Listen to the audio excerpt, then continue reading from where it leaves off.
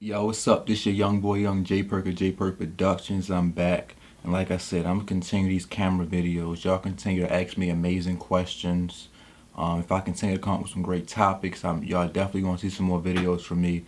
And I appreciate all the love and support, the comments y'all saying like, come on, come back. Y'all give me comments every day, even when I haven't made videos for 5 months. So I really appreciate that. Keep that up. And I enjoy talking to y'all about photography, videography, all that cool stuff. So today I'm gonna basically talk about my star photographs and the things that I've done with taking the star photographs at night and stuff like that. Before I get into that, I want to let y'all know about something that I do, like my regular thing. And I have a business called J.Perk Productions in Baltimore, Maryland, where I shoot music videos, do photo shoots, weddings, and things like that. So if you're curious about my work, check out the links in the bio. I do amazing portraits. I do amazing music videos. I'm into short films now. I'm getting into that. And if you want like a book, if you would like to book a short film or music video, photo shoot, anything like that, email me. My email's in the bottom. I'm in the Baltimore area.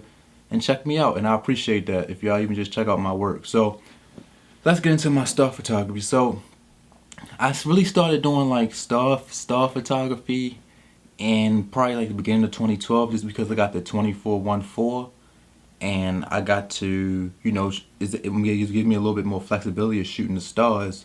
So when I had my kit lens, I noticed that the sky was even really black, even at 3.5 at 30 seconds or even bulb mode. So when I got that 24-1.4 and I can crank it down to 1.4, then the LCD on the back, really lit up.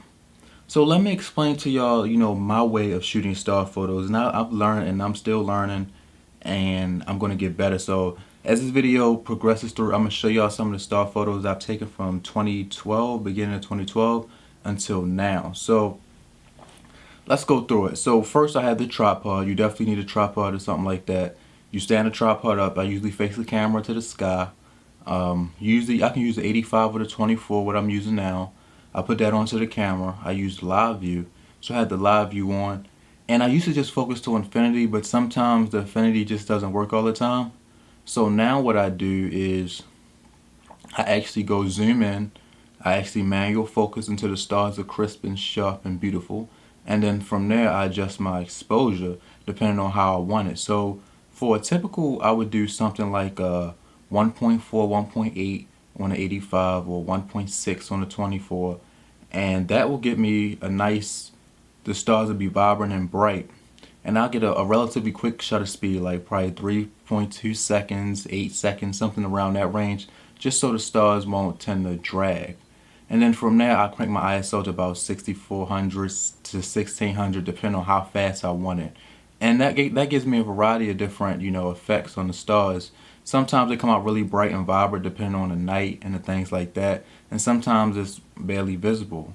And I live not too far from the city, but not too deep in the country where it is completely, a starry sky. So I'm like in an intermediate where the sky is semi-starry, but not, you see way more than 3 stars, but you don't see the Milky Way galaxy just opening up for you. So I point to the sky and I get a shot and I say, oh, I like this. And then I move the camera to another section of the sky and I get some different stars. I mix up the composition. I do some verticals. I do some horizontals. And I just blend it. And occasionally I do like had the star trails, had the stars drag. I do one exposure and I calculate how long the exposure must be in increments of stops. So if I was at f1.4, if I was at f1.4, ISO 1600 and a shutter speed of, let's say, 8 seconds, then I'll calculate in stops. So if I want to get my aperture down to, let's say, f4, you got f1.4 to f2, that's one stop, f2 to 2.8, that's another stop, f2.8 to f4, that's 3 stops. And then I could take my shutter speed from 8 seconds to 16 seconds, 16, that's 32 seconds, so a little bit over. And you'll get the the calculations like that, just to depend on the effect you want to get the stars. If you want the nice long star trails, or if you want just the stars to be boom sharp and crisp from that very beginning. So tell me how you shoot your star photographs, and tell me some of the star photographs you shot. Send me some links below, If y'all have any questions on like the star stuff I shoot, if y'all like, you know, want to know how I do it in depth, in the future I may make a part 2 where I actually, you know, had a video camera and say this is how I shoot this and this is how we get this done. So I might do a part 2 to that just for y'all.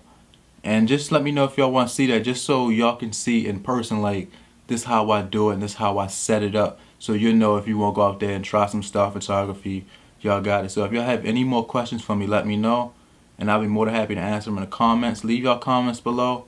And have a good day, though. I'm going to come out with some new stuff, so I appreciate y'all for watching it. This has been your young boy, young J.Perk of J.Perk Productions.